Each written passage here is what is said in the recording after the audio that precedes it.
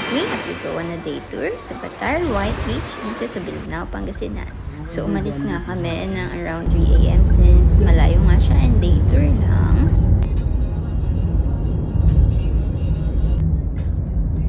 So ayan, umaga na nga, nasa Bolinao na kami and around 7 AM narating na nga namin yung Batar White Beach. And lakad-lakad muna tayo, kailangan sexy pag naglalakad.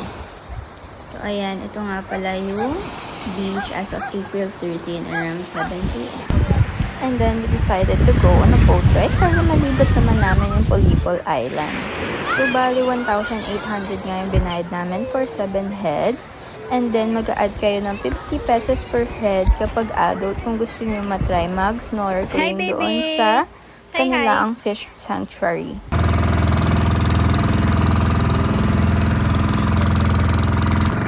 Ayan, say hi guys! O, akala nila picture yan.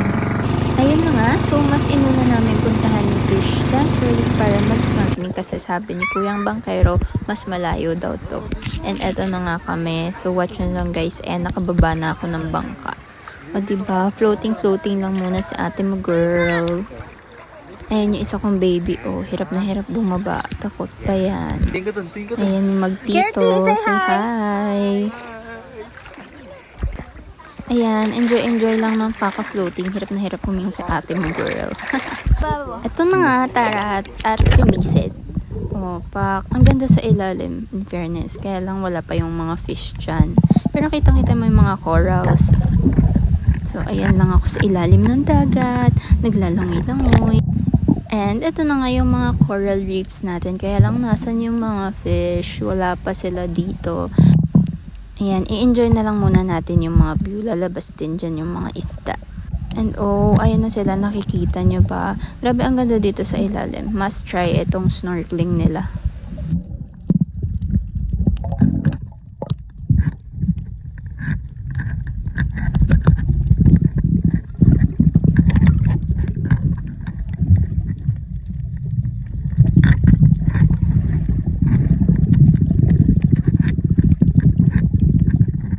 And napagdesisyonan nga namin na lumipat na mismo sa Polipol Island kasi guys, patanghali na, ang sakit na sa noon ng sikat ng araw.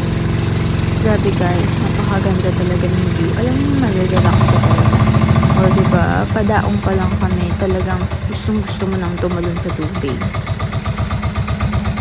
Ito nga pala yung shore ng Polipol Island and pwedeng pag-swimming ng mga bata yung kasama kasi mababaw lang yung tubig dito.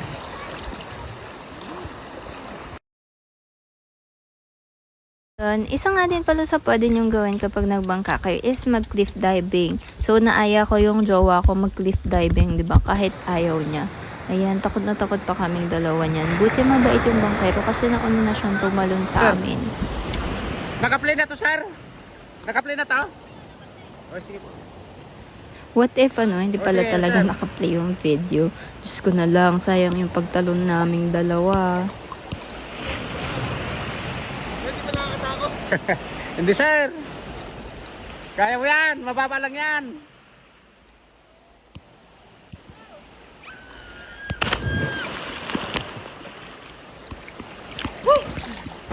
Ayan, turn ko na. Diyos ko. Hindi talaga ako tatalon ng hindi nakaabang dun si Kuyang Bangkero.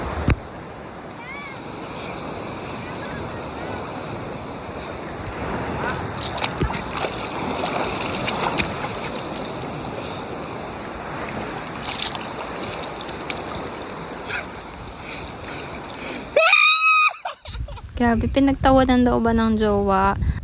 Ayan, pagkatapos namin magtalon-talon, napag-decide na namin na bumalik ng cottage and ayos na nagamit. Tapos uwi na. Thank you for watching!